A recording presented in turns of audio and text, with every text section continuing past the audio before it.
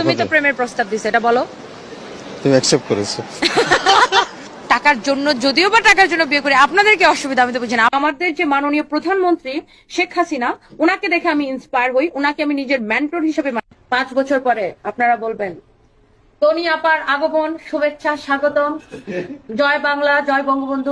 আমার বাবা ছাত্রলীগের সভাপতি ছিল।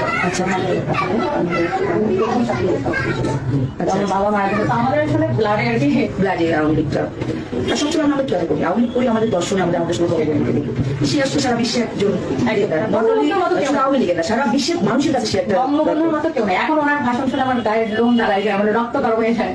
হাসিনার সালাম নিন, নৌকা মার্কায় ভোট দিন। হ্যালো এভরিওয়ান, আসসালামু আলাইকুম। আমি রোবায়েত ফাতেমা তনি, ওনার অফ সানভিজ বাই তনি।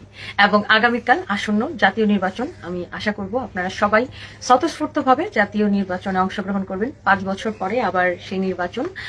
এবং আমি আমার যারা ভিউয়ার্স আছেন এবং আমার যারা ফলোয়ার্স আছেন, যারা আমাকে পছন্দ করেন, ভালোবাসেন, আমি সবাইকে রিকোয়েস্ট করব, বিশেষ করে মেয়েরা, আপনাদের সবাইকে আমি রিকোয়েস্ট করব যে বাংলাদেশের নারী জাগরণের যে অগ্রদূত আমরা এখন বলতে পারি, আমাদের বাংলাদেশের মেয়েদের মানসিক বিকাশ এবং বাংলাদেশের নারীদের উন্নয়নের জন্য আমাদের মাননীয় প্রধানমন্ত্রী শেখ হাসিনা যে অবদান রেখেছে, উনি যদি আমাদের প্রধানমন্ত্রী না হইতেন, আমরা কিন্তু নারীরা, বাংলাদেশের মেয়েরা এত এগিয়ে যেতে পারতাম না, এত তাড়াতাড়ি।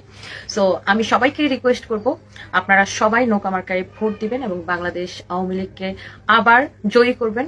আবার যেন আমাদের মাননীয় প্রধানমন্ত্রী আমাদের দেশের নারীদেরকে নিয়ে আরো অনেক দূর এগিয়ে যেতে পারে।